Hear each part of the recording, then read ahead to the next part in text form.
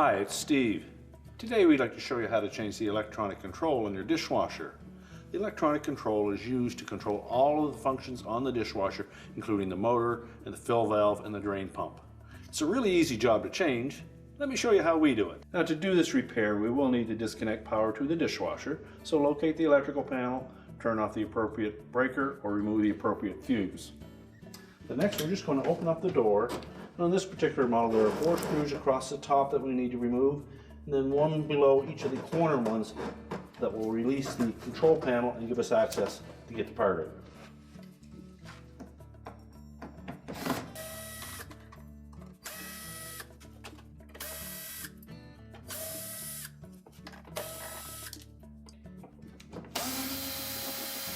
And just support that console to the door as you remove the last screw.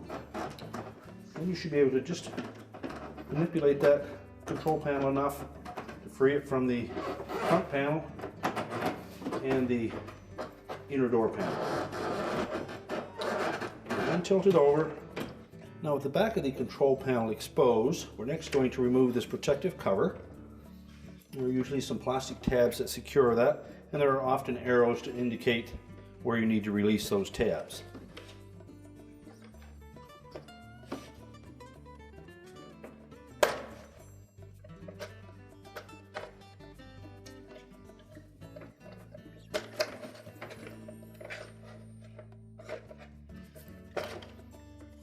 And if you have difficulty accessing these two on the edge, just use a flat blade screwdriver.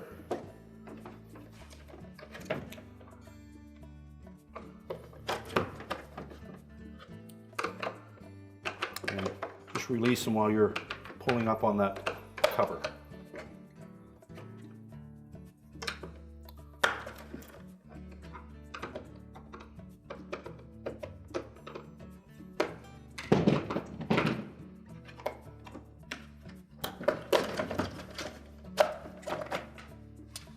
Remove that cover and set it aside.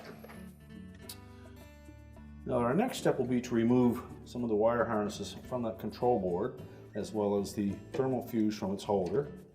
So just grasp that, pop it out of the little clip, and tuck that out of the way. And then these 2 larger wire harness connectors, we should pull those off before we remove the board from the control panel. And they're normally in there fairly snug, so you may need a pair of pliers. Remember to grasp just the connector and not the wires.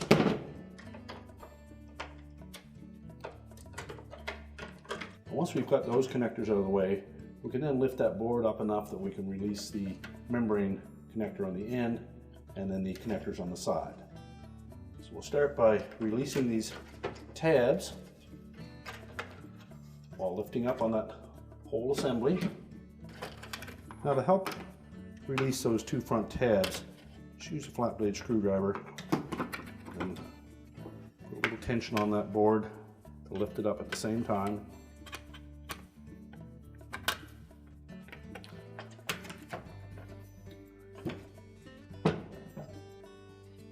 Once you have that unsecured from those, you can pull it forward enough to release the 2 tabs on the outside edge, and then just carefully grasp that membrane switch connector and slide it off.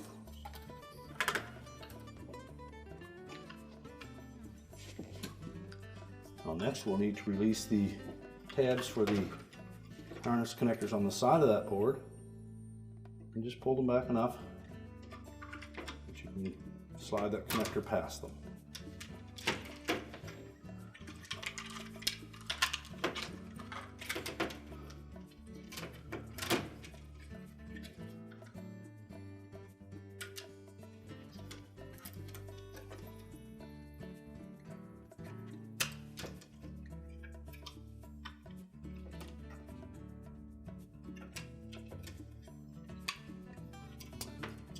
We can then discard the old board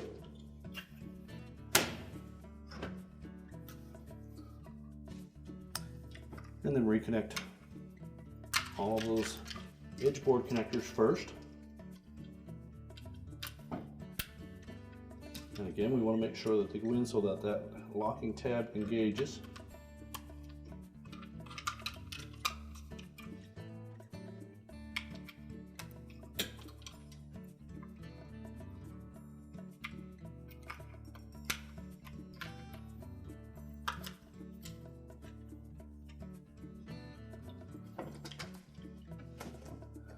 Then reconnect that membrane switch.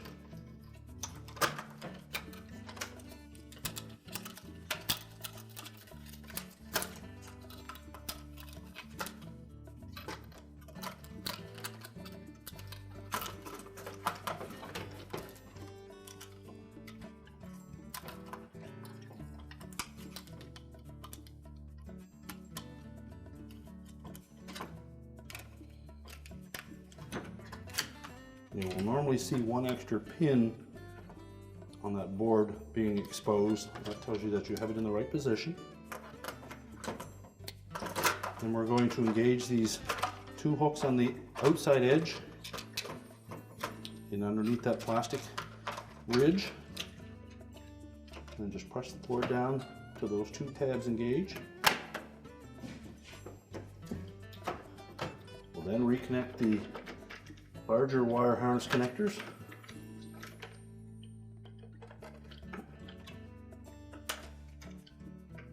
And clip that thermal fuse into that plastic holder.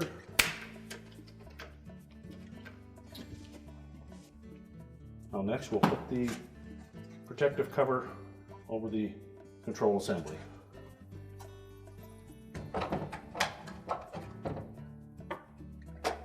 And make sure that we engage all four of those tabs.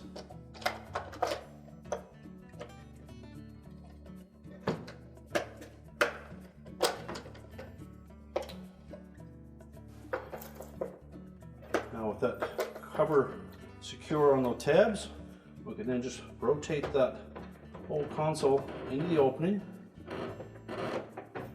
Make sure it fits down over the front panel.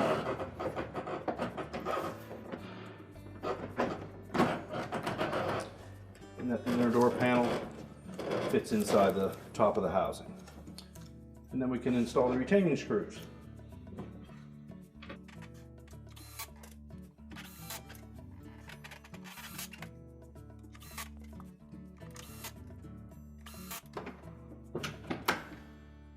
We're now ready to reconnect the power, and our repair is complete.